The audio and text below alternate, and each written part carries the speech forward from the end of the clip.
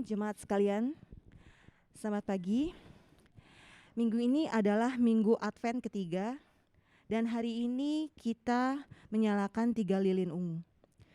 Pada minggu pertama kita menyalakan lilin pengharapan. Pada minggu kedua kita menyalakan lilin kasih.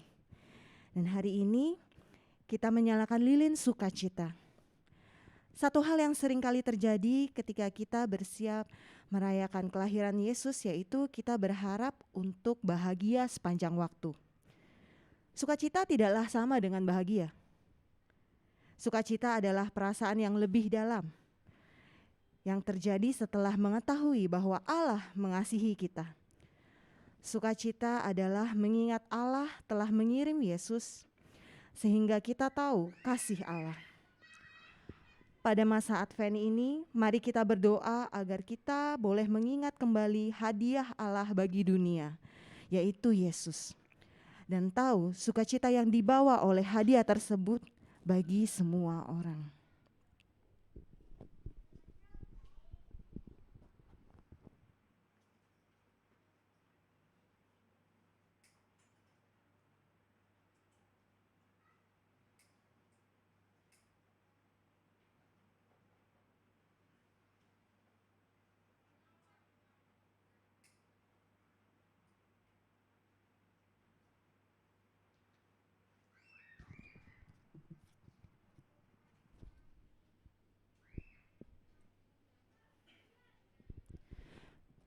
Ketika kita melihat pada lilin ketiga, kita mengingat janji Allah akan sukacita.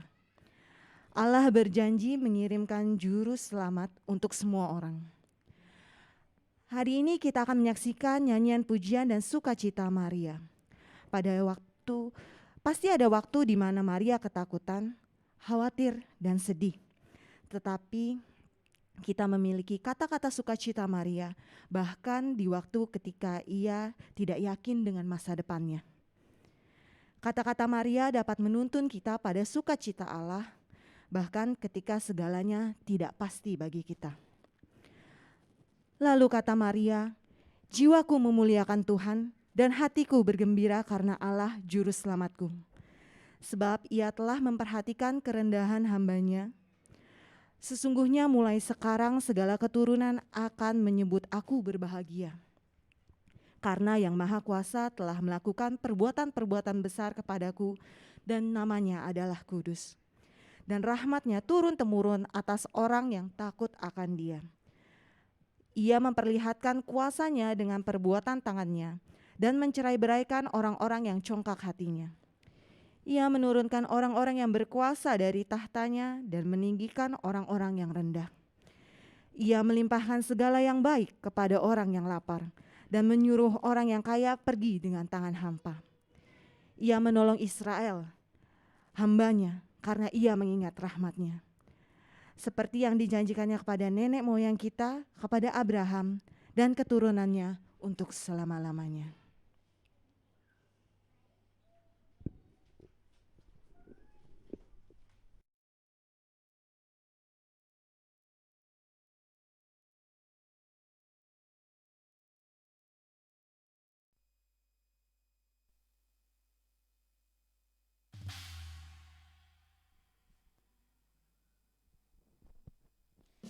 Ya, shalom jemaat yang dikasih Tuhan. Oke.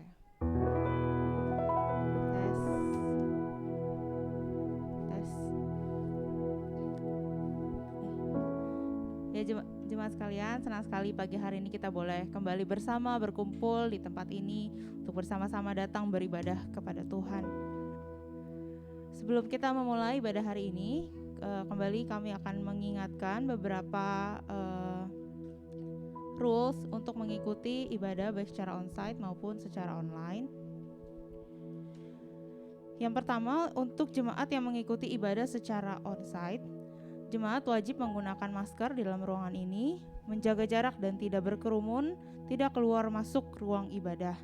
Dan bagi jemaat yang mengikuti ibadah secara online melalui Zoom, jemaat dapat mematikan mic selama kita memulai ibadah. Lalu video diharapkan dapat dinyalakan Berpakaian rapi dan sopan, ikuti dari awal hingga akhirnya. Lalu gunakan ruangan yang nyaman, dan tentunya bagi setiap kita yang akan mengikuti ibadah pada hari ini, mari kita siapkan hati kita untuk beribadah kepada Tuhan. Maka mari kita mau mempersiapkan hati, kita mengambil waktu teduh secara pribadi.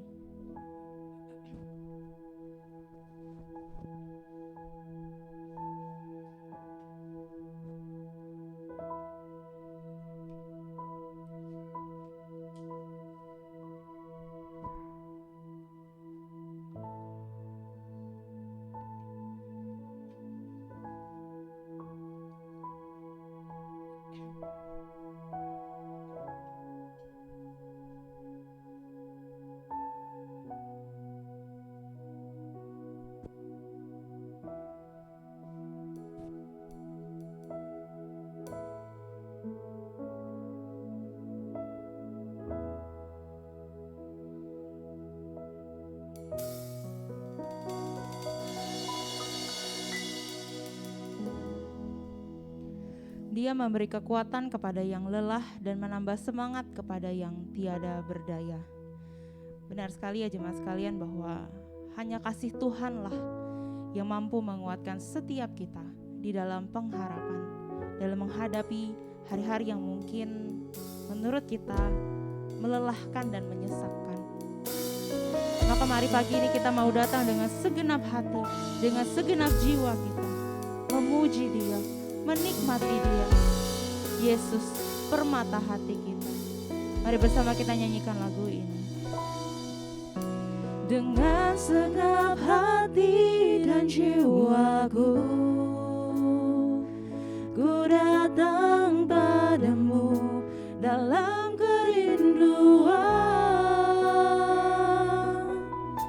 Kasih-Mu yang sanggup mengubahku dan menguatkanku dalam pengharapan. Mari nyanyikan Yesus. Yesus Engkaulah permata hatiku. Dunia tak dapat menggantikanmu.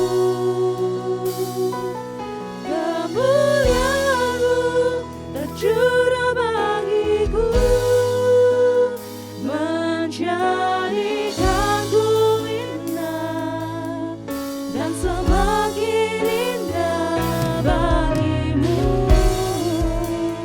Saya undang jemaat sekalian untuk bangkit berdiri.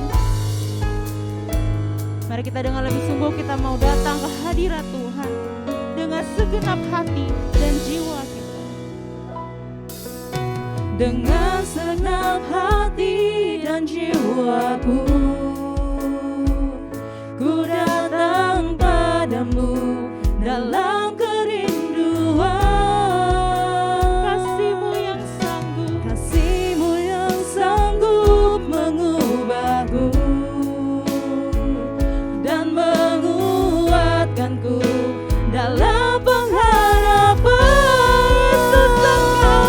Yesus Engkaulah permata hatiku.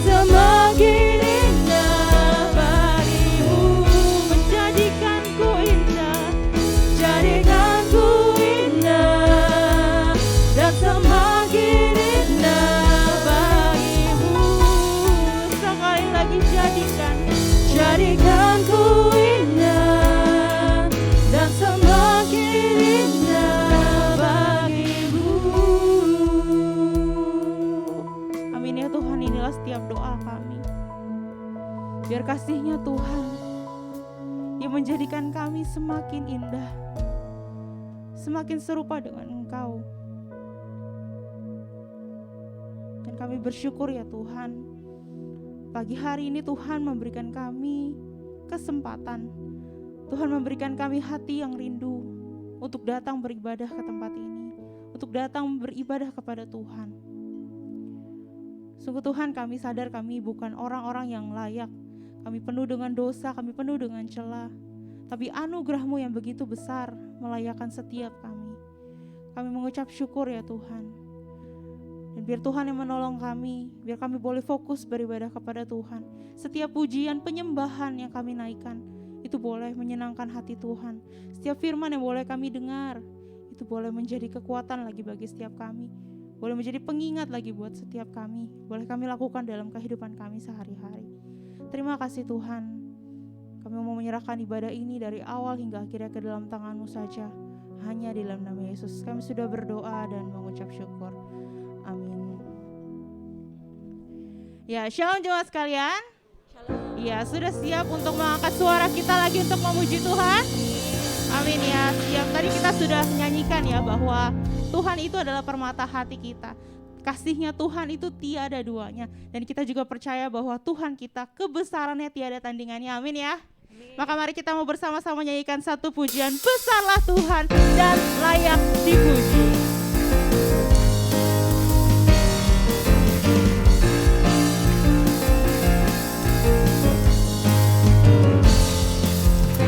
Besarlah Tuhan dan layak dipuji. Besar namanya, kekalah kuasanya.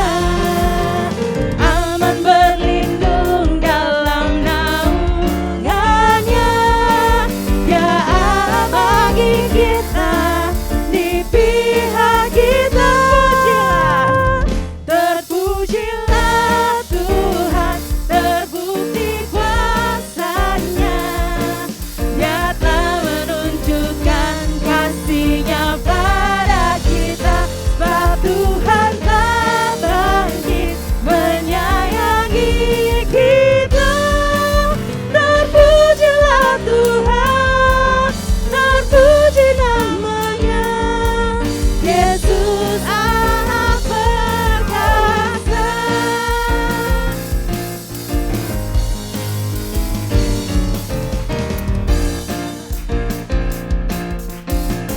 Mari kembali kita menyanyikan besarlah Tuhan. Besarlah Tuhan dan layak dipuji. Besar kuasanya. Besarlah namanya, kekalah kuasanya. Aman berlindung dalam naungannya. Dia Allah bagi kita, di pihak kita. Terpujilah Tuhan, terbukti kuasanya. Dia telah menunjukkan kasih-Nya pada kita. Sebab Tuhan telah bangkit menyayangi kita. Terpujilah Tuhan, terpuji namanya. Yesus Allah perkasa. Mari kita nyanyikan terpujilah Tuhan. Terpujilah Tuhan, terbukti kuasanya. Dia telah menunjukkan kasih-Nya pada kita. Sebab Tuhan telah bangkit menyayangi kita. Terpujilah Tuhan, terpuji namanya. Yesus Allah perkasa. Yesus Allah perkasa. Sekali lagi kita nyanyikan Yesus Allah perkasa. Yesus Allah perkasa.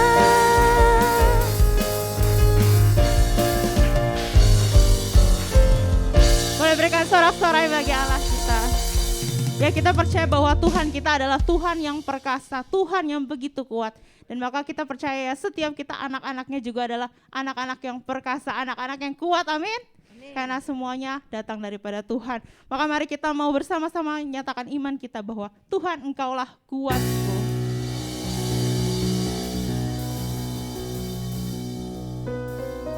Mari kita mau bersama-sama memuji Tuhan. Kita bertepuk tangan.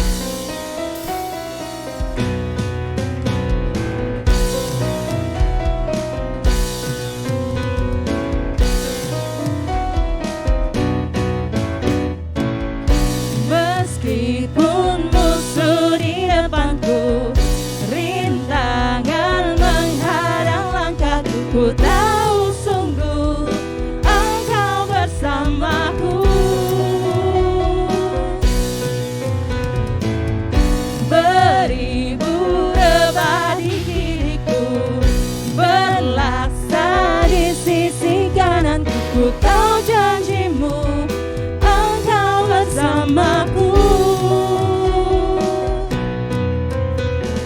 Takkan pernah goyah keyakinanku pada dirimu, Yesus Tuhanku. Tiada yang seperti dirimu. Kaulah kuatku, kebanggaanku, gunung batu dan keselamatanku. Kuat tanganmu, perlindunganku. Kaulah Allah sumber kemenanganku. Mari kita mau ulangi pujian ini, kita nyanyikan meskipun musuh di depanku. Meskipun musuh di depanku, rintangan menghadang langkahku, ku tahu Siapa yang sungguh bersama kita? Engkau bersamaku. Beribu rebah di kiriku, berlaksa di sisi kanan, ku tahu janjimu Engkau bersamaku. Takkan pernah goyah. Takkan pernah goyah keyakinanku pada dirimu, Yesus Tuhanku. Tiada yang seperti dirimu. Kaulah kuatku, kebanggaanku, gunung batu dan keselamatanku. Kuat tanganmu, perlindunganku. Kaulah Allah sumber kemenanganku.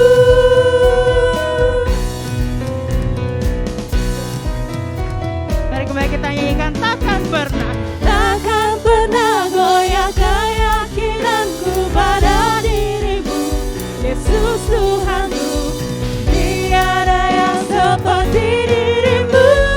Kaulah kuatku, kebanggaanku, gunung batu dan keselamatanku. Kuat tanganmu, perlindunganku. Kaulah Allah sumber kemenangan. Kaulah kuatku, kebanggaanku, gunung batu dan keselamatanku. Kuat tanganmu, perlindunganku. Kaulah Allah sumber kemenanganku. Sumber kemenanganku. Sumber kemenanganku.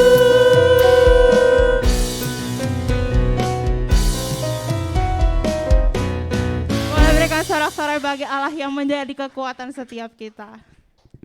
Mari jemaat sekalian, sekarang kita mau bersama mengakui iman percaya kita melalui pengakuan iman rasuli yang berbunyi, Aku percaya kepada Allah, Bapa yang Maha Kuasa, Khalik langit dan bumi, dan kepada Yesus Kristus, Anak yang tunggal Tuhan kita, yang dikandung daripada Roh Kudus, lahir dari anak darah Maria, yang menderita sengsara di bawah pemerintahan Pontius Pilatus, disalibkan, mati, dan dikuburkan. Pada hari yang ketiga, bangkit pula dari antara orang mati, naik ke sorga, duduk di sebelah kanan Allah, Bapa yang Maha Kuasa. Dan dari sana ia akan datang untuk menghakimi orang yang hidup dan yang mati. Aku percaya kepada Roh Kudus, gereja yang kudus dan am, persekutuan orang kudus, pengampunan dosa, kebangkitan daging dan hidup yang kekal. Amin. Jemaat dipersilakan duduk.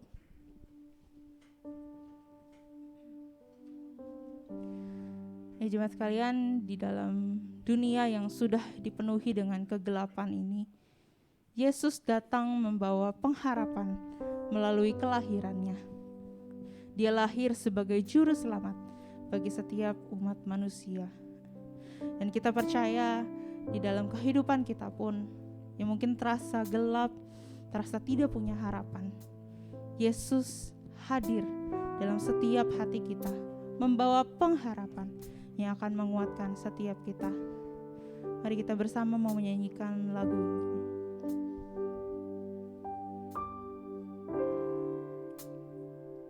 Dalam terang yang ilahi, Raja damai telah lahir, genap rencananya di dalam dunia.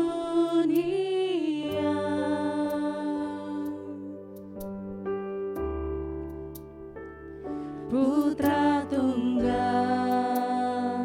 Maha Kudus, satu-satunya penebus,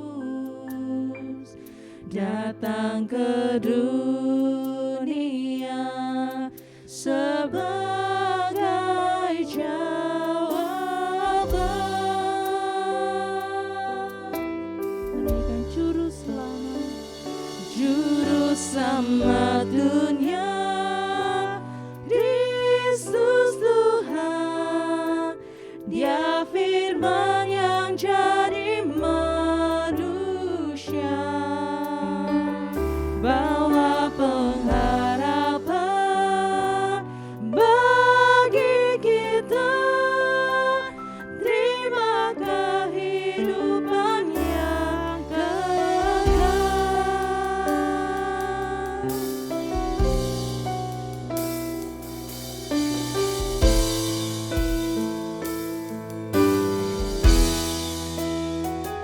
Kau masih yang maha mulia, penuh kuasa sempurna, sungguh layak terima segala pujian.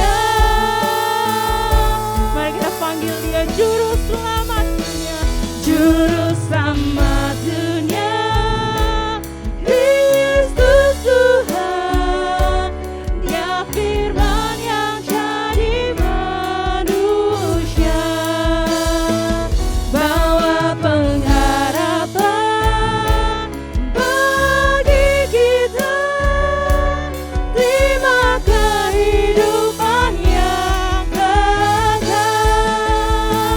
Juru selamat dunia, Kristus Tuhan. Dia firman yang jadi manusia, bawa pengharapan bagi kita. Terima kehidupan yang kekal.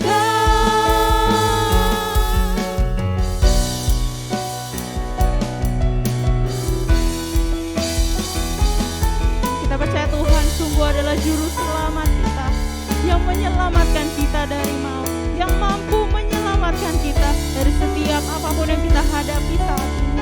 Mari dengan sungguh kita mau panggil dia, kita mau nyatakan Tuhan, sungguh Tuhan Kau adalah juru selamat kami. Juru selamat dunia, Dengan sungguh Kristus Tuhan.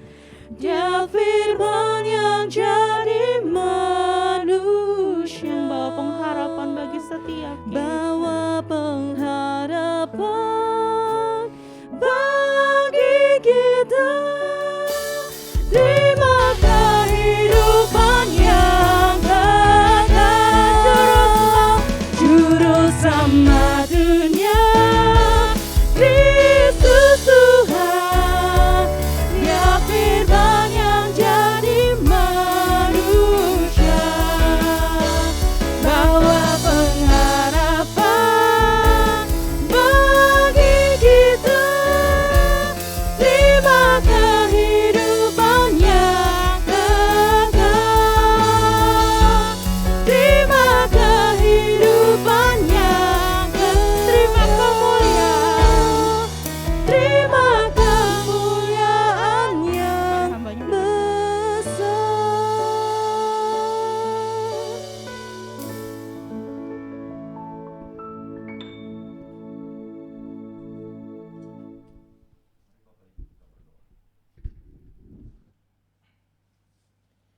Bapa kami yang di dalam surga, Tuhan kami bersyukur jikalau kami boleh punya Allah yang bukan hanya sekedar memberikan kami pengharapan, tetapi juga menggenapkannya. Tuhan, pada hari ini kami datang ke rumah Tuhan, memuji Tuhan dan memuliakan Tuhan. Karena kasih Tuhan yang begitu besar, yang Tuhan nyatakan melalui Kristus Yesus Tuhan kami, yang Tuhan utus datang ke dalam dunia untuk mati di atas kayu salib, sehingga dosa-dosa kami boleh diampuni dan kami boleh menerima keselamatan dan hidup yang kekal. Tuhan, pada hari ini kami juga akan belajar dari firman Tuhan. Oleh karena itu Tuhan berkati kami. Biarlah Roh Kudus-Mu menerangi hati dan pikiran kami, sehingga sungguh ya Tuhan, setiap firman yang akan kami renungkan bersama boleh berbicara kepada setiap kami dan menjadi kekuatan, rema di dalam kehidupan kami. Kami berdoa menyerahkan waktu ini ke dalam tangan Tuhan, ya Tuhan. Kiranya Tuhan yang boleh memberkati setiap kami dan berkati juga hamba-Mu yang menyampaikan. Di dalam nama Tuhan Yesus kami berdoa dan kami bersyukur. Amin. Ya, shalom Bapak Ibu yang terkasih di dalam Tuhan. Ya, pada hari ini kita akan bersama-sama belajar tentang satu tema di firman Tuhan yang berbicara tentang penggenapan suatu penantian dan harapan. Nah, firman Tuhan yang akan kita menjadi perenungan kita terambil di dalam kitab Yesaya, pasalnya yang ke-40, ayatnya yang ke-27 sampai dengan ayatnya yang ke-31. Ya, kalau Bapak Ibu punya Alkitab online atau bawa Alkitab, silakan buka Bapak Ibu ya, tapi jangan ditutup. Nanti kita akan belajar sama-sama dari sana. Ya, Yesaya pasalnya yang ke-40, ayatnya yang ke-27 sampai dengan ayat yang ke-31. Mari kita baca silih berganti. Nanti ayat 31 kita baca sama-sama ya. Saya akan mulai dari ayat ke-27. Firman Tuhan berkata demikian. Mengapakah engkau berkata demikian, hai Yakub? Dan berkata begini, hai Israel, hidupku tersembunyi dari Tuhan, dan hakku tidak diperhatikan Allahku.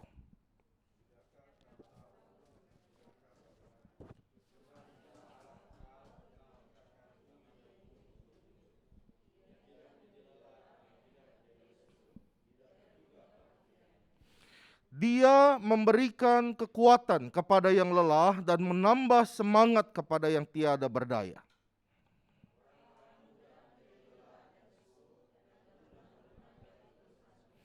Mari baca bersama-sama. Tetapi orang-orang yang menanti-nantikan Tuhan mendapat kekuatan baru. Mereka seumpama raja wali yang naik terbang dengan kekuatan sayapnya. Mereka berlari dan tidak menjadi lesu, dan mereka berjalan dan tidak menjadi lelah. Ya, sedemikian jauh pembacaan firman Tuhan. Berbahagialah setiap kita yang membaca, merenungkan dan melakukannya di dalam kehidupan kita sehari-hari. Nah, Bapak Ibu, di dalam sebuah buku yang berjudul Adrift, ya, kalau tahun 2018 ada film namanya Adrift begitu. Nah, ini sesuatu yang berbeda yang terjadi di tahun 80-an. Dan buku ini ditulis juga pada tahun 80-an, sekitar tahun 1986. Begitu. Ya, buku ini berjudul Adrift dengan subtema 76 Days Lost at Sea. Jadi 76 hari dia terhilang di lautan, begitu ya, hanyut, terkatung-katung di lautan. Nah, buku ini merupakan sebuah pengalaman yang diceritakan oleh orang yang mengalaminya, yang bernama Steve Callahan. Gitu ya, Steve Callahan pada tahun 1982. Nah, dia menceritakan pengalaman hidupnya terkatung-katung di lautan selama 76 hari. Nah, di awal kehidupannya Steve ini bercerita bahwa tahun 82 dia membuat sebuah kapal, begitu ya. Dia membuat sebuah kapal, bukan pesiar, begitu ya, sebuah kapal yang akan digunakannya untuk mengarungi samudra Atlantik, begitu. Nah, namun demikian perjalanannya itu tidak berjalan sesuai dengan yang direncanakan dia. Dia diserang cuaca buruk, ombak yang besar, dan hal tersebut mengakibatkan kapalnya itu tenggelam, Bapak Ibu. Ya, tidak langsung tenggelam, tetapi bocor. Dan air terus menerus masuk sampai akhirnya kapal itu pun tenggelam. Nah, pada saat kejadian tersebut, Steve sudah berusaha untuk menembakkan beberapa suar ke atas, tetapi naas tidak ada satupun yang memperhatikan. Bahkan satelit pun miss, begitu, untuk menangkap suar itu, begitu, dalam citra satelit. Sehingga tidak ada yang merespon permintaan tolong yang diungkapkan oleh Steve Callahan. Dan dia berkata bahwa ia hidup terkatung-katung di atas rakit yang dia buat dari serpihan kapal. Jadi ada beberapa kapal waktu itu yang berjalan bersama-sama dengan Steve Callahan, dan banyak dari kapal itu pun hancur diterjang oleh cuaca buruk dan ombak besar. Nah, dia berkata selama 76 hari itu dia menceritakan bahwa hari-hari yang paling kelam di dalam kehidupannya pada waktu itu adalah hari-hari di mana dia tidak melihat kemungkinan untuk diselamatkan. Ya, mungkin sehari, 2 hari no problem, tetapi kalau sudah jalan 1 minggu, ya, lalu kemudian 10 hari, 2 minggu, kemungkinan untuk diselamatkan seakan-akan tidak ada.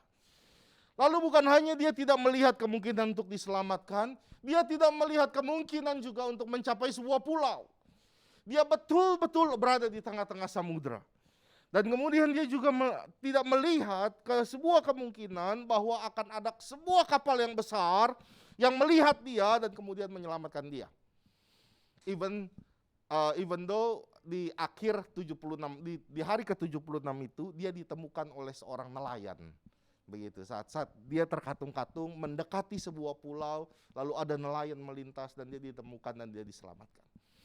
Tetapi pada waktu awal-awal dia terkatung-katung, hidupnya itu serasa tidak ada harapan.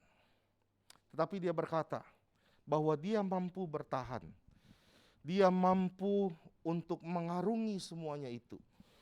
Dan hal yang membuat dia tetap hidup adalah harapan. Di tengah-tengah keterkatungan itu, di tengah-tengah keadaan ketika dia tidak melihat berbagai macam kemungkinan untuk selamat, harapannya tidak pernah hilang. Nah, Bapak Ibu yang terkasih di dalam Tuhan, harapan merupakan kebutuhan mendasar dalam kehidupan manusia. Meskipun hal tersebut tidak selalu nampak, namun pengharapan itu merupakan salah satu aspek penting bahkan ketika kita mengambil sebuah keputusan. Misalnya saja contoh yang sederhana, Bapak Ibu, ya.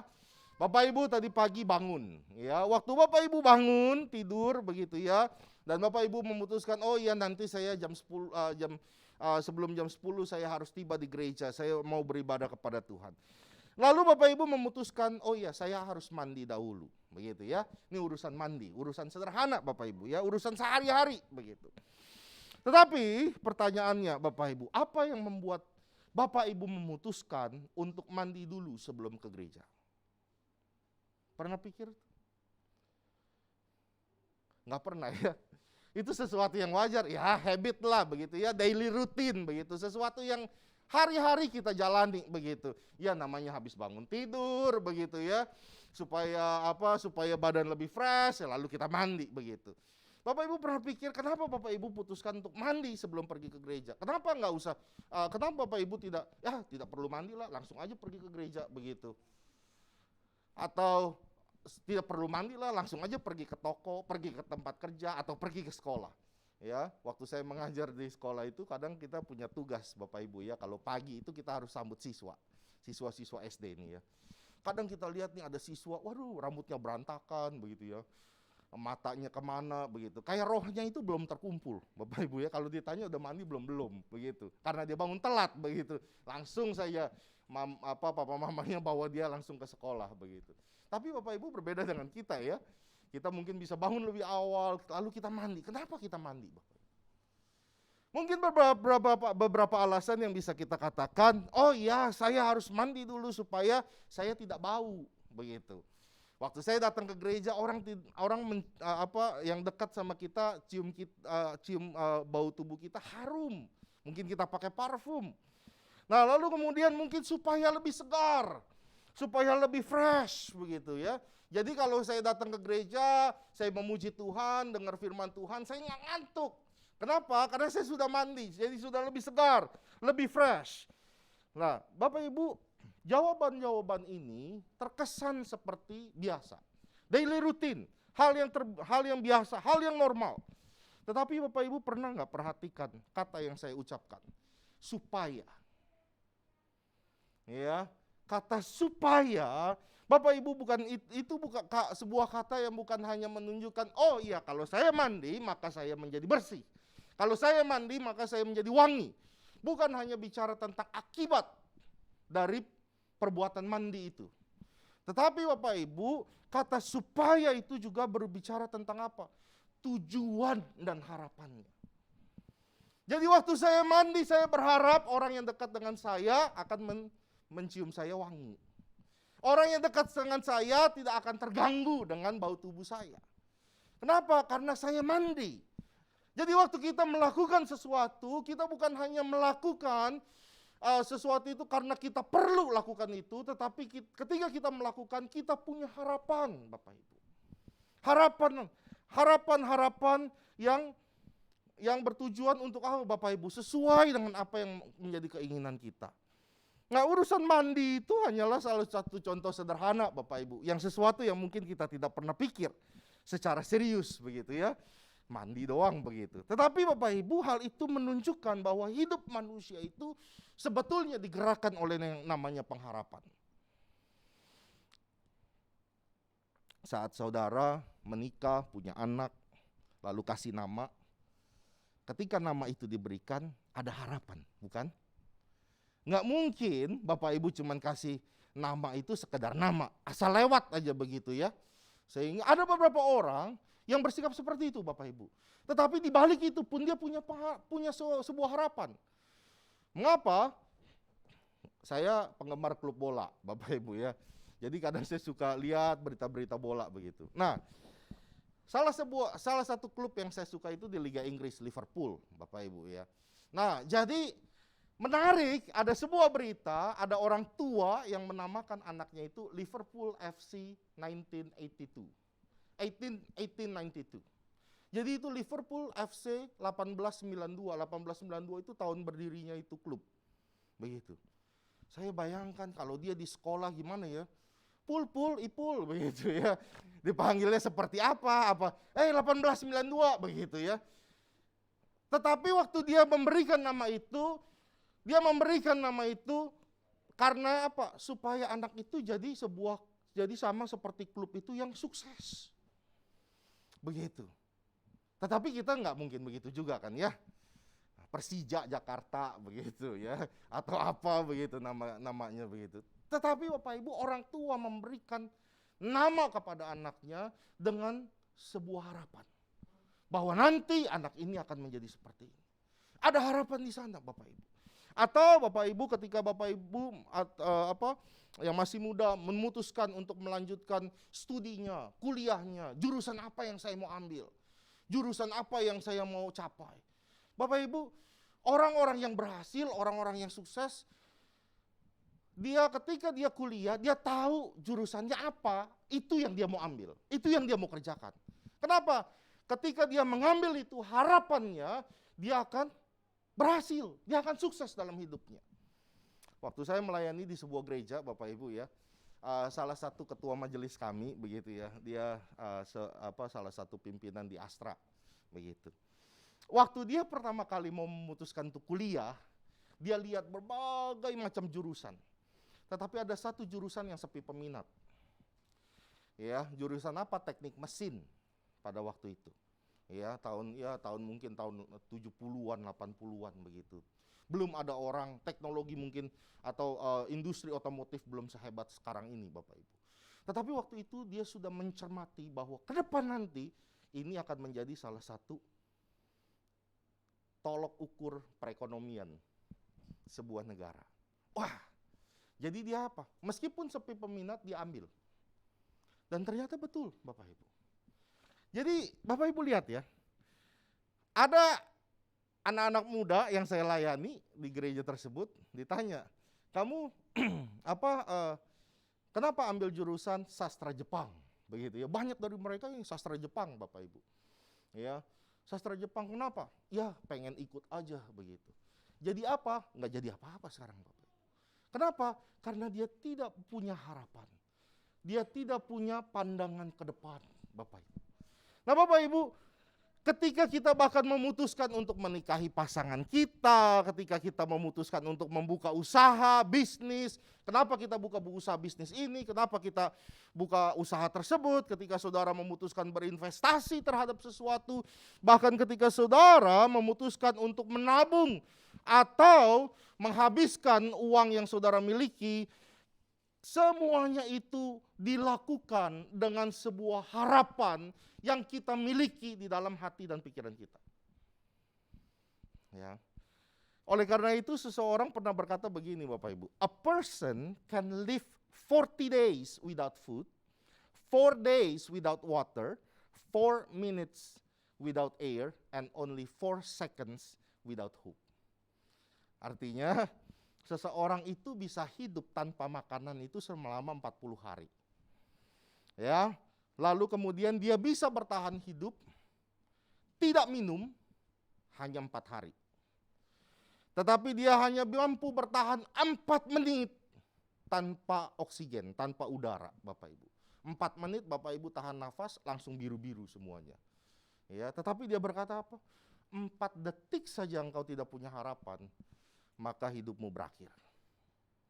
Nah, Bapak Ibu bukan berarti 4 detik, 4 detik nih kita nggak punya harapan begitu ya, lalu kemudian hidup kita berakhir, enggak. Tetapi di sini orang yang mengatakan perkataan ini itu memberikan penekanan mengenai pentingnya sebuah pengharapan dalam hidup manusia. Tidak terkecuali bagi umat Tuhan, bangsa Israel yang hidup di dalam krisis di masa itu. Nah Bapak Ibu, bagian firman Tuhan yang tadi kita baca di dalam Yesaya pasal 40, Bapak Ibu itu merupakan bagian kedua dari kitab Yesaya. Jadi kalau kitab Yesaya itu pasal 1 sampai 66. Kita bisa bagi dua, 1 sampai 39, 40 sampai 66. Di bagian pertama, pasal 1 sampai pasal 39, Yesaya banyak berbicara mengenai dosa, ketidaktaatan, keadilan Allah dan hukuman. Tetapi menarik, di dalam pasal 40 sampai ayat pasal yang ke-66, Yesaya berbicara mengenai janji keselamatan dari Allah kepada umatnya. Nah, Bapak Ibu, sebagaimana yang kita pelajari di dalam Alkitab, di masa-masa itu umat Tuhan harus menerima penghukuman dari Tuhan, bahwa mereka harus terbuang dari tanah mereka, dari tanah perjanjian, mereka terbuang dari hadapan Tuhan, dan mereka harus hidup di bawah penjajahan bangsa Babel yang dipimpin oleh rajanya Nebukadnezar. Hal itu terjadi karena mereka berdosa kepada Tuhan. Hal itu terjadi sebagai suatu bentuk hukuman yang Tuhan berikan kepada mereka atas ketidaktaatan mereka, atas penyimpangan yang mereka lakukan. Namun menariknya di sini Bapak Ibu, ketika Tuhan memberikan hukuman kepada umatnya, hukuman itu tidak terjadi selamanya, tidak. Selalu ada batasnya, selalu ada akhirnya, selalu ada endingnya, dan endingnya selalu bahagia, selalu sukacita kalau yang tadi MC kita katakan ya. Nah Bapak Ibu, hukuman itu tidak selamanya. Di dalam pasal yang ke-40 ini Allah akan menggenapkan janji keselamatan bagi umatnya. Setelah 70 tahun engkau berada di dalam pembuangan, maka Allah berjanji bahwa engkau akan aku tuntun kembali ke dalam tanah perjanjian yang Tuhan janjikan kepada nenek moyang mereka. Namun demikian Bapak Ibu, di tengah-tengah berbagai pergumulan hidup, kesusahan, tekanan, krisis yang dialami oleh umat Tuhan yang hidup di dalam pembuangan di Babel pada waktu itu, tidak sedikit dari mereka yang mulai meragukan Tuhan. Nah hal ini ditandai dari keluhan mereka di dalam ayat ke-27. Nah Bapak Ibu, mari kita perhatikan ayat 27 di sini. Ya dikatakan di sini Yesaya berkata kepada mereka, "Mengapakah engkau berkata demikian hai Yakub, dan berkata begini hai Israel? Hidupku tersembunyi dari Tuhan, dan hakku tidak diperhatikan Allahku, dan hakku tidak diperhatikan Allahku." Bapak Ibu, di dalam bagian ini mereka merasa seakan-akan mereka itu tersembunyi, hidup mereka itu tersembunyi dari hadapan Tuhan. Seakan-akan itu Tuhan tidak peduli lagi kepada mereka. Seakan-akan Tuhan itu tidak lagi sayang kepada mereka. Mengapa mereka bisa berkata demikian, Bapak Ibu? Ya, bukan hanya sekali mereka katakan itu, tetapi berkali-kali. Di dalam terjemahan aslinya itu berkata begini, why do you continue say? Engkau terus-menerus berkata bahwa Tuhan itu seakan-akan tidak baik. Tuhan itu seakan-akan tidak lagi sayang kepadaku. Mengapa mereka bisa berkata demikian? Nah, ini menarik nih. Di dalam terjemahan bahasa Indonesia tidak terlihat. Dikatakan cuman begini, mengapakah engkau berkata demikian dan berkata begini? Begitu ya, berkata demikian, berkata begini. Tapi dalam terjemahan, salah satu terjemahannya NIV, dia berkata begini, why do you say, O Jacob, and complain, O Israel? Jadi mereka bukan hanya sekedar berkata, tetapi mereka komplain, mereka mengeluh, mereka menggerutu. Dan hal ini mengingatkan kepada kita bagaimana hidup bangsa Israel dari waktu ke waktu. Semenjak dari mereka keluar dari tanah Mesir, mereka hidup di dalam penyertaan Tuhan. Tidak pernah di dalam hidup mereka bersyukur atas apa yang Tuhan lakukan. Mereka terus-menerus komplain kepada Tuhan. Tuhan, bagaimana ini orang Mesir mengajar kita? Tuhan membelah Laut Merah. Dan kemudian mereka bisa berjalan di tengahnya. Baru saja mereka memuji atas kemenangan yang Tuhan berikan. Lalu apa yang mereka lakukan? Tuhan, kami haus. Engkau membawa kami ke padang pasir untuk membunuh kami ya di sini ya. Air ini, bahkan ketika mereka menemukan sumber air dan air itu pahit, mereka kembali mengeluh. Tiap hari, tiap waktu, tiap kesempatan, mereka bukan hanya berkata, Tuhan, mengapa engkau begini? Tuhan, mengapa engkau demikian? Mereka komplain, mereka mengeluh, mereka menggerutu. Nah, ini menarik Bapak Ibu, di dalam Alkitab, kata complain atau grumble, mengeluh atau menggerutu, secara langsung atau tidak langsung itu menyatakan bahwa Tuhan itu tidak cukup baik, tidak cukup setia, tidak punya kasih, tidak bijaksana, tidak berkuasa, dan tidak kompeten jadi Tuhan. Jadi bagi mereka, jika Tuhan itu baik, setia, pengasih, bijak, berkuasa, kompeten, dia akan memperlakukan hidupmu dan hidupku lebih baik. Tidak akan ada kesusahan, tidak akan ada kesulitan. Apalagi tahun depan katanya ada resesi ekonomi. Semua orang mulai ikat pinggang. Ya, mulai menabung, saving. Ada resesi ekonomi. Yang bekerja mulai was-was. Mungkin saja kontraknya diputus. Bapak Ibu, kalau Tuhan itu baik, Tuhan itu setia, orang-orang yang komplain, orang-orang yang menggerutu ini akan berkata, Tuhan seharusnya memperlakukan hidupku lebih baik dan menjalankan alam semesta itu lebih efektif. Nah, Bapak Ibu, itulah mengapa mereka merasa Allah itu seakan-akan tidak peduli. Allah itu seakan-akan tidak menyayangi mereka lagi sebagai umatnya. Pertanyaannya, jika demikian, apakah salah bila mereka menggerutu, mengeluh tentang kesulitan atau kesusahan di dalam hidup mereka? Salah nggak Bapak Ibu? Ayo. Salah nggak menggerutu, komplain? Susah ya jawabnya ya. Kenapa? Hal ini terjadi di dalam hidup kita Bapak Ibu. Ya, di dalam kehidupan kita ini juga sering terjadi. Ketika kita mengalami krisis, tekanan, kesusahan, kita merasa Tuhan itu seakan-akan tidak peduli dengan keadaan kita. Atau ketika kita melihat keadaan orang lain itu lebih baik dari kita, kita merasa Tuhan sepertinya tidak adil. Aku sudah melayani Tuhan, aku datang ke gereja setiap minggu. Tuhan, kenapa hidupku seperti ini? Kita komplain di dalam doa-doa kita, kita marah kepada Tuhan.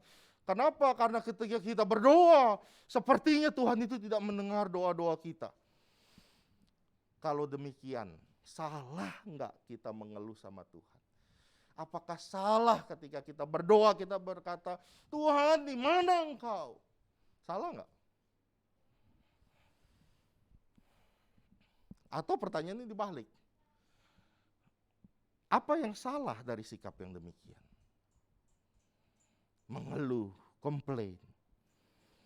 Sikap yang demikian Bapak Ibu membuat kita itu kehilangan, seakan-akan kehilangan pengharapan. Seakan-akan kita tidak lagi punya pengharapan.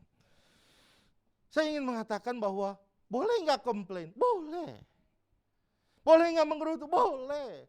Boleh nggak kita berdoa kepada Tuhan? Tuhan, di mana Engkau? Boleh. Banyak nabi, bahkan pemazmur, bahkan Raja Daud pun, orang yang paling dekat dengan Tuhan, dia pernah komplain, Tuhan, sendengkanlah telingamu, dengarlah doaku. Dia mengeluh tentang keadaannya. Habakuk ketika dia melihat bagaimana bangsa Asyur datang menyerang mereka, Bapak Ibu, menyerang umat Tuhan Israel. Lalu bangsa Asyur itu sebetulnya adalah bangsa yang lebih berdosa daripada bangsa Israel. Lalu kemudian Habakuk berkata, Tuhan, berapa lama lagi Engkau biarkan ini terjadi? Boleh nggak? Boleh. Tetapi Bapak Ibu, saya ingin mengingatkan, kita dapat menyampaikan keluhan kita kepada Allah. Namun jangan sampai keluhan-keluhan kita membuat kita tidak lagi berpengharapan. Seakan-akan tidak ada lagi jalan keluar dari permasalahan kita. Seakan-akan tidak ada lagi pertolongan dari setiap kesusahan kita. Jangan sampai keluhan-keluhan tersebut membuat kita lupa bahwa kita punya Tuhan yang besar dan berdaulat. Jangan biarkan kesusahan dan kesulitan dalam hidup kita membuat kita seperti bangsa Israel di sini yang kehilangan keyakinan mereka kepada Allah. Nah, Bapak Ibu, itulah mengapa Yesaya berkata di dalam ayat yang ke-31, Bapak Ibu. Di dalam ayat ke-31 Yesaya berkata demikian, Bapak Ibu. Perhatikan di sini. Tetapi orang-orang yang menanti-nantikan Tuhan, saya kalau boleh diganti. Tetapi orang-orang yang menaruh harapannya kepada Tuhan, mereka mendapatkan kekuatan baru. Mereka sumpah Raja Wali yang naik terbang dengan kekuatan sayapnya. Mereka berlari dan tidak menjadi lesu. Mereka berjalan dan tidak menjadi lelah. Nah, Bapak Ibu, dengan kata lain saya ingin mengatakan kepada umat Tuhan untuk menaruh pengharapan mereka di dalam Tuhan. Kenapa? Karena mereka masih punya Tuhan. Mereka masih punya Tuhan yang berdaulat, Tuhan yang selalu memelihara mereka. Nah, di sini problemnya adalah apa yang kita pahami tentang pengharapan. Nah, pada masa ini banyak orang memahami pengharapan secara berbeda dengan pemahaman Alkitab tentang pengharapan. Nah, Bapak Ibu, kata pengharapan sekarang ini itu dipahami hanya sebatas apa? Angan-angan. Keinginan yang belum tentu terwujud. Harapan namanya, harap-harap kan, begitu. Harap-harap cemas. Kenapa? Karena belum tentu apa yang diinginkan tercapai. Harap-harap karena belum tentu apa yang dilakukan berhasil. Harap-harap kalau itu berhasil. Angan, keinginan, hanya sebatas itu Bapak Ibu. Ya, tidak punya kepastian. Misalnya, saya berharap cuaca yang baik supaya saya bisa melakukan aktivitas saya. Tapi bisa nggak kita menjamin cuacanya baik hari itu? Tidak turun hujan, misalnya. Enggak, Bapak Ibu. Ya, kemarin saya pulang dari kantor, dari sekolah, begitu ya, jemput istri. Di tengah jalan, hujannya kelihatannya berhenti. Makin ke sana, makin besar. Saya berdoa, Tuhan, kalau boleh Tuhan, ya, rintiknya kecilan dikit aja begitu. Udah nanggung nggak pakai jas hujan begitu ya. Udah tengah jalan, udahlah tancap terus. Berdoa, Tuhan kalau boleh rintiknya kecilan dikit aja, enak nih gitu ya. Yang terjadi apa? Makin ke sana makin gede rintiknya begitu ya.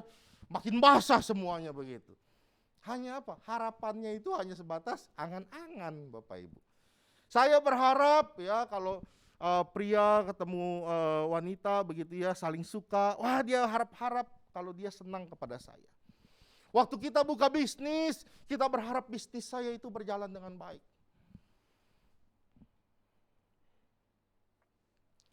Gojek baru PHK berapa ribu orang tuh, ya. Mereka beberapa mungkin tahun lalu, kalau nggak 1 tahun lalu, 2 tahun lalu. Baru saja mereka merayakan bahwa mereka jadi unicorn. dengan pendapatan perputaran uangnya itu triliunan, Bapak Ibu. Tetapi belum lama ini 4.000 orang di PHK. Wow. Saya berharap tahun depan itu tidak terjadi resesi ekonomi. Harap. Ya nggak tahu terjadi atau tidak. Saya berharap saya bisa masuk sekolah yang saya inginkan. Bapak Ibu, di dalam Alkitab pengharapan itu tidak berbicara angan-angan. Di dalam Alkitab pengharapan itu selalu berbicara mengenai keyakinan, confident. Bukan hanya confident tetapi jaminan yang pasti, bold assurance. Jaminan yang pasti, Bapak Ibu. Kepada siapa? Kepada Tuhan yang akan selalu menepati perkataannya. Nah, Bapak Ibu, mari kita buka ya beberapa bagian firman Tuhan nih. Misalnya di dalam Ayub 13 ayat 15 nih Bapak Ibu ya. Kalau Bapak Ibu bisa buka, silakan buka. Ayub 13 ayat 15. Dikatakan begini, lihatlah ia hendak membunuh aku, tak ada harapan bagiku. Ini menarik nih. Terjemahan Indonesia berkata apa? Di dalam ayat 15, lihatlah ia hendak membunuh aku, tak ada harapan bagiku. Tetapi terjemahan bahasa Inggris itu menarik. Dikatakan begini Bapak Ibu. Though he slay me. Ya, meskipun dia membunuhku. Tapi dikatakan apa? Yet will I hope in him. Bukannya tidak ada harapan bagiku di sana. Meskipun dia membunuhku, tetapi aku akan menaruh pengharapanku di dalam dia. Aku akan tetap berharap kepada dia. Wah, menarik ya Bapak Ibu ya, terjemahan Indonesia itu berkata, lihatlah ia hendak membunuh aku, tak ada harapan. Seakan-akan tak ada harapan. Iya memang seperti tidak ada harapan. Tetapi di tengah-tengah ketidak ada harapan itu, ya Ayub masih berkata, aku akan tetap percaya sepenuhnya kepada Tuhan. Ya, di dalam bagian ini Ayub menyatakan pengharapannya kepada Allah di dalam penderitaannya yang begitu berat, Bapak Ibu. Di dalam bagian yang kedua yang kita ingin lihat itu kitab Ratapan, Bapak Ibu ya. Nah, kitab Ratapan ini menarik. Kitab Ratapan ini ditulis oleh Yeremia begitu. Ketika dia meratapi kehancuran kota Yerusalem. Lalu dia berkata begini nih di ayat pasal 3 ayat 21 sampai 24. Dia berkata begini, tetapi hal-hal inilah yang kuperhatikan, oleh sebab itu aku akan berharap. Ya, aku akan berharap. Begitu. Tak berkesudahan kasih setia Tuhan, tak habis-habis rahmatnya, selalu baru tiap pagi, besar kesetiaanmu. Nah, di dalam terjemahan bahasa Inggris berkata begini Bapak Ibu. Lebih tajam begitu ya. Dia berkata begini, yet this I call to mind. Ketika dia melihat kehancuran kota Allah, dia berkata begini, yet this what I call in mind. Artinya apa? Inilah yang aku akan selalu ingat. Dan ingatan itu, dia berkata begini, and therefore I have hope. Karena ingatan dia tentang Allah, tentang kasih setia Tuhan yang tidak berkenal berkesudahan. Dia tentang apa? Tentang Allah yang faithful, Allah yang setia. Oleh karena itu, aku punya pengharapan. Bukan aku akan berharap. Aku punya pengharapan. Meskipun di tengah-tengah kehancuran, meskipun di tengah-tengah ketidakberdayaan, meskipun di tengah-tengah segala kesusahan, dia berkata apa? Therefore I have hope. Dengan demikian, oleh karena itu, aku memiliki pengharapan. Wow, luar biasa. Jadi jelas sekali Bapak Ibu, pengharapan kita di dalam Tuhan itu tidak pernah sia-sia. Mengapa? Karena kita yakin dan percaya sepenuhnya bahwa Tuhan tidak pernah lupa dan mengingkari perkataannya. Tuhan tidak pernah mundur dari perkataannya. Hal inilah yang menjadi penekanan Yesaya ketika dia berkata apa tentang pengharapan kepada umat Tuhan. Dia mengatakan bahwa engkau harus menaruh pengharapanmu kepada Tuhan, karena pengharapan itu merupakan sebuah keyakinan, jaminan yang pasti yang berasal dari iman kepada Allah yang selalu menggenapi setiap janji dan perkataannya. Mengapa Allah adalah sumber pengharapan bagi umatnya? Nah, ini Bapak Ibu ada dua hal yang perlu kita cermati di sini. Yang pertama, karena Allah kita adalah Allah perjanjian. Ya, di dalam ayat ke-27 kitab Yesaya pasal yang ke-40 tadi ya Bapak Ibu.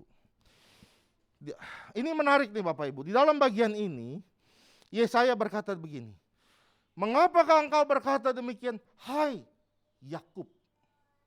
Menarik ya. Mengapa engkau berkata begini? Hai Israel. Yakub dan Israel. Apa yang Tuhan ingin, apa yang Yesaya ingin jelaskan di sini? Yesaya ingin mereka mengingat bahwa Allah mereka adalah Allah yang senantiasa mengingat perjanjiannya dengan nenek moyang mereka. Sejak dulu, sejak Abraham, Ishak dan Yakub, Allah tidak pernah melupakan perjanjiannya dengan umatnya. Jika demikian, Bapak Ibu, bagi Yesaya, bagaimana mungkin engkau melupakan mereka? Bagaimana mungkin Allah melupakan mereka? Tidak mungkin.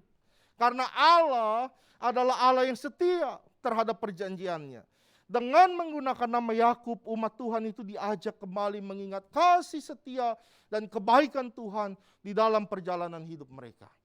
Nah Bapak Ibu, dalam banyak perkara di dalam hidup mereka, Tuhan itu senantiasa menyatakan kemurahannya, anugerahnya, kasih setianya kepada mereka. Dan hanya oleh karena kesetiaannya, mereka itu boleh ada sebagaimana mereka ada. Hanya karena kesetiaan Allah kepada perjanjiannya, maka mereka dijadikan umat Allah. Bapak Ibu, kalau Bapak Ibu jadi Tuhan, mau nggak umatnya itu orang Israel? Umat yang tegar tengkuk, umat yang selalu memberontak. Bahkan anak aja Bapak Ibu, kalau punya dua anak, satu taat, satu tidak taat, selalu membantah. Bapak Ibu lebih sayang yang mana? Yang taat. Jadi kalau Tuhan tetap menganggap bangsa yang tegar tengkuk ini, bangsa yang tidak layak ini sebagai umatnya, itu semata karena perjanjiannya kepada nenek moyang mereka, Abraham, Ishak dan Yakub.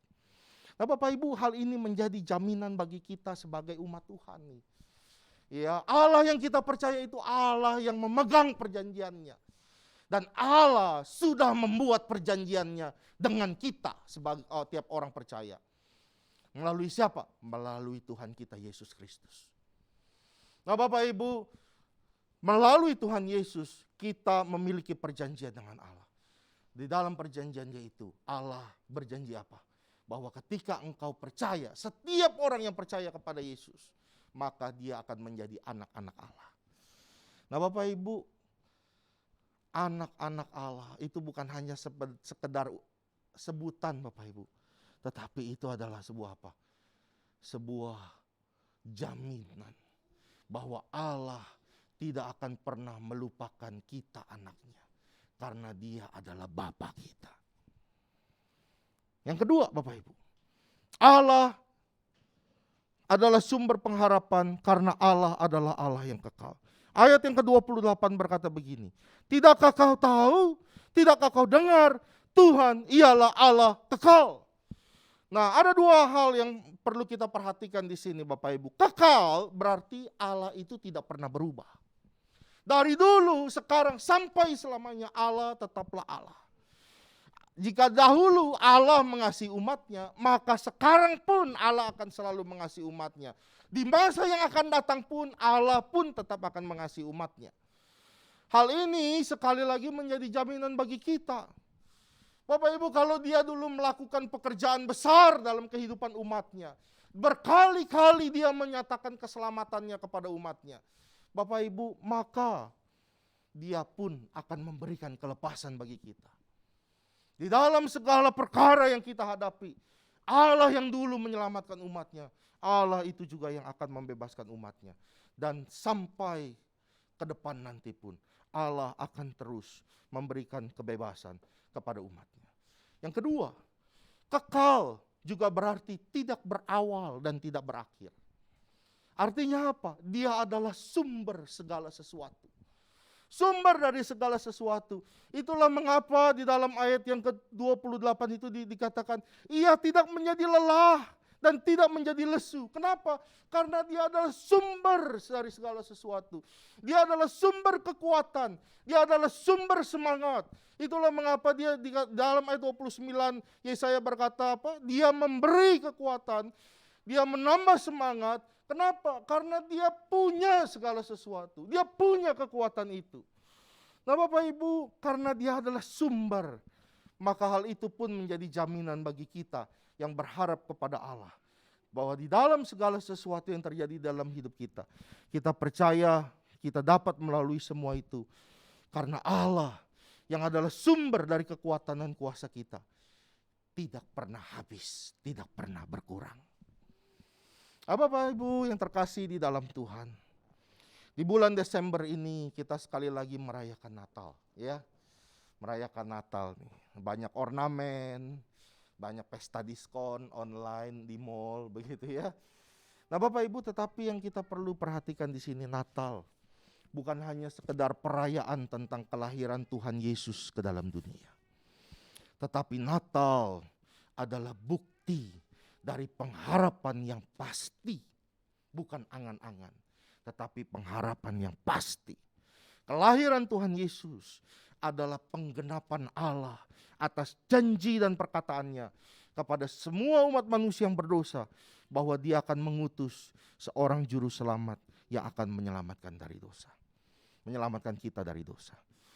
Nah Bapak Ibu, perkataan Yesaya, firman Tuhan yang kita pelajari bersama, peristiwa Natal, kelahiran Tuhan Yesus ke dalam dunia, itu merupakan sebuah encouragement, sebuah dorongan, sebuah semangat bagi setiap kita orang percaya Bapak Ibu.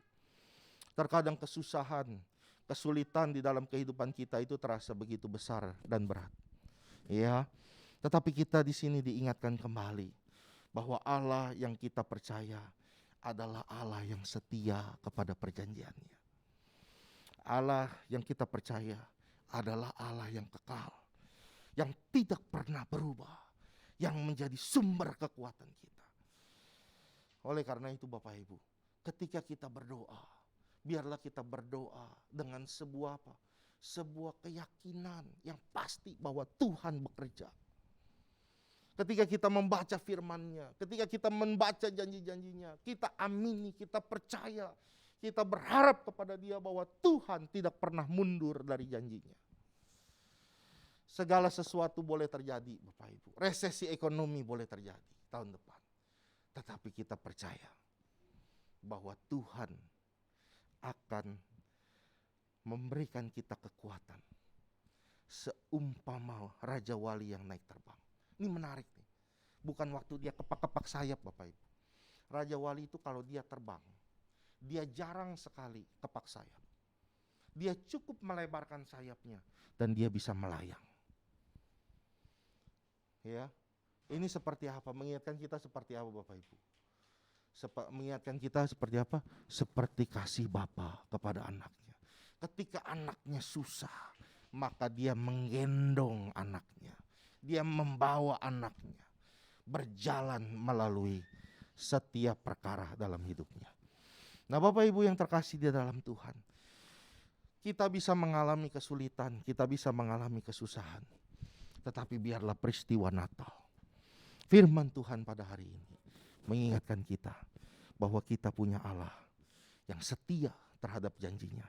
Allah yang kekal, yang tidak pernah berubah, yang akan berikan kekuatan kepada kita dan menyelesaikan rancangannya di dalam hidup kita. Mari kita berdoa.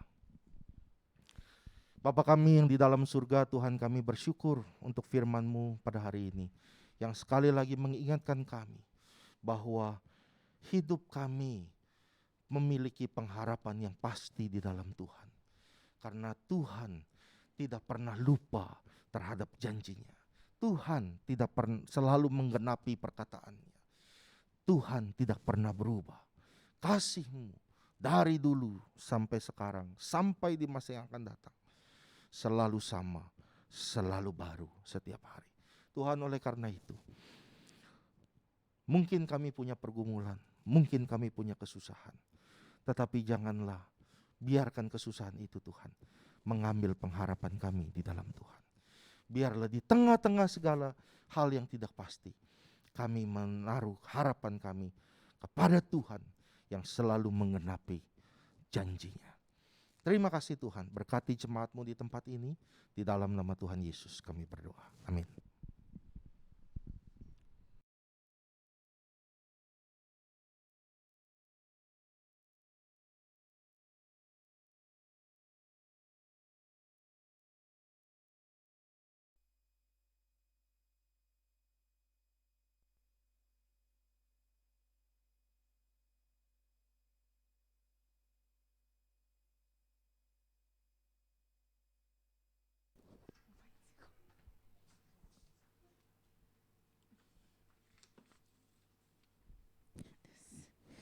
Ya jemaat sekalian, sebentar kita akan menjalankan kantong persembahan. Jemaat dipersilakan untuk mempersiapkan persembahan.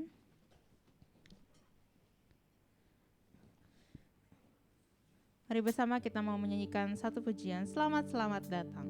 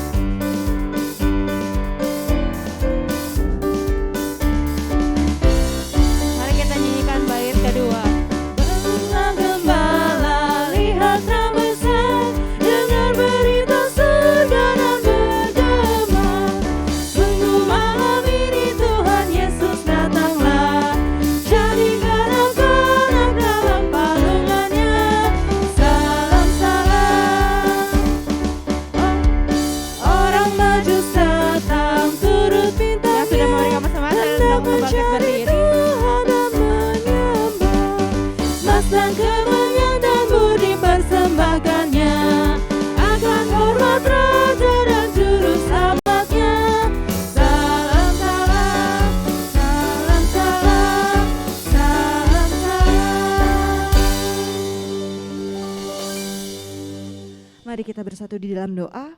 Bapa di dalam surga, terima kasih Tuhan atas segala berkat yang telah Kau berikan kepada kami. Kami sudah memberikan persembahan sebagai salah satu bentuk ucapan syukur kami kepadamu Tuhan. Terima kasih kiranya Engkau yang memberkati persembahan kami. Dan juga biar kiranya Roh Kudus-Mu yang mengajar dan menuntun kami untuk kami boleh memberikan persembahan kami dengan hati yang tulus dan penuh dengan sukacita. Kiranya persembahan kami berkenan di hadapan-Mu dan hanya untuk kemuliaan-Mu saja. Di dalam nama Tuhan Yesus Kristus kami berdoa dan mengucap syukur. Amin. Amin. Kita akan bersama menutup ibadah pada hari ini. Kita akan berdoksologi, lalu doa berkat oleh Bokso Anton, dan kita aminkan 3 kali. Doksologi. Kepada Allah beri puji, serta kepada Al-Masih, Roh Kudus muliakan, berkuasa dan berkasihan.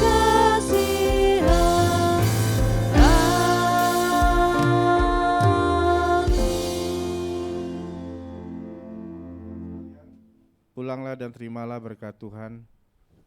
Kiranya kasih karunia daripada Allah Bapa, persekutuan dalam Tuhan kita Yesus Kristus, penghiburan dari Allah Roh Kudus, senantiasa memberkati saudara-saudara sekalian, mulai hari ini sampai Tuhan Yesus datang kedua kalinya.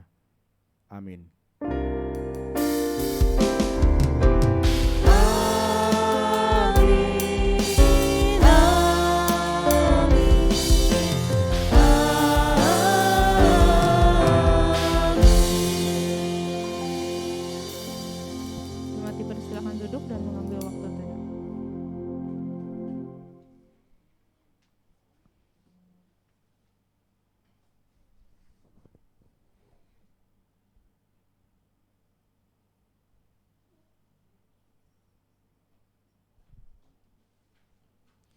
Kita akan masuk ke dalam warta jemaat. Kami mengucapkan terima kasih kepada Evangelis Bernard yang telah menyampaikan firman Tuhan hari ini. Tuhan Yesus memberkati. Lalu kembali mengingatkan bagi jemaat yang rindu untuk terlibat dalam pelayanan, mungkin boleh daftar gitu ya kepada saya ataupun kepada saudara James. Ya boleh jemaat boleh yang rindu gitu ya, mungkin udah lama nih nggak persembahan, udah lama nih nggak jadi penyambut, boleh mendaftarkan diri, nanti boleh ntar kita akan masukkan ke dalam jadwal sehingga kita bisa bersama-sama melayani ya di tempat ini. Lalu juga bagi jemaat yang ingin dibaptis dapat mendaftarkan diri untuk mengikuti kelas katekisasi baptis, dapat mendaftar ke saudara Dani. Next.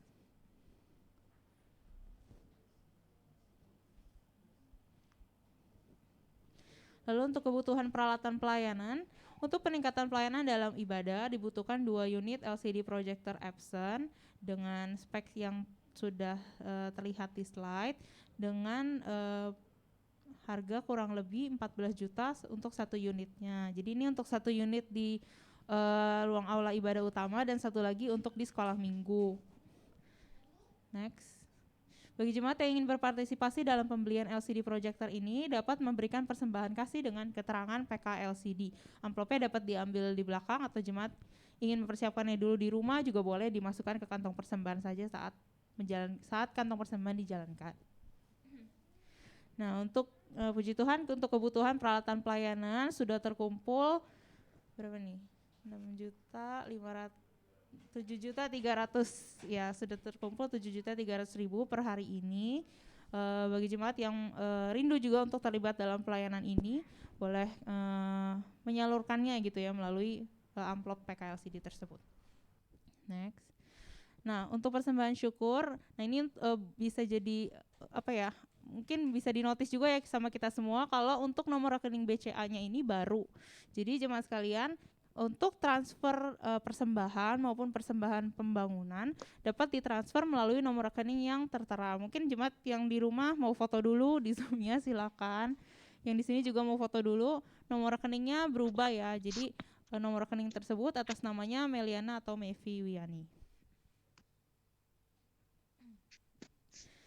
Yang selanjutnya untuk ibadah minggu depan dengan tema Datanglah ya Raja Damai. Ibadah disertai dengan perjamuan kudus. Jadi bagi jemaat yang mungkin mengikuti dari rumah boleh mempersiapkan unsur-unsur perjamuan kudus secara pribadi.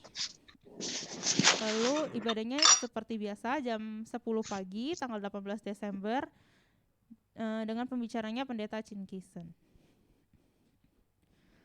Lalu ini adalah ibadah Natal ya, ibadah Natal kita, ibadah Natal GMI Genesaret dengan tema Christmas Hope. Tanggal 25 Desember 2022 itu kebetulan hari Minggu jam 10 pagi. Ini merupakan ibadah gabungan juga ya sama anak Gen Youth dengan pembicara Pendeta Cornelius Yagian.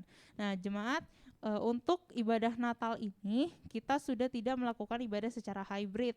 Jadi ibadah Natal hanya akan dilaksanakan secara onsite. Jadi mengundang jemaat sekalian yang mengikuti ibadah selama ini melalui Zoom. Tanggal 25 Desember kita akan merayakan Natal bersama-sama di tempat ini hanya secara onsite. Jadi tidak ada lagi ibadah secara Zoom. Dan untuk kedepannya kita pun tidak akan melakukan ibadah secara hybrid lagi gitu ya. Jadi Natal ini adalah hari pertama kita akan mulai ibadah 100% secara onsite. Jadi mulai minggu depannya kayak udah Januari ya kalau nggak salah. 1 Januari ya. Jadi mulai 25 Desember, 1 Januari dan seterusnya kita tidak akan lagi menyediakan ibadah secara hybrid, tapi ibadah secara onsite. Jadi mungkin jemaat yang mengikuti secara Zoom boleh mempersiapkan planningnya gitu ya, gimana biar untuk mulai dari tanggal 25 Desember bisa kembali hadir di tempat ini bersama-sama, bertumbuh bersama-sama, menjalin keakraban gitu ya dengan jemaat-jemaat di tempat ini. Ada yang mau memberikan warta tambahan? Sudah? Kalau sudah, kita akan mengakhiri ibadah kita pada hari ini.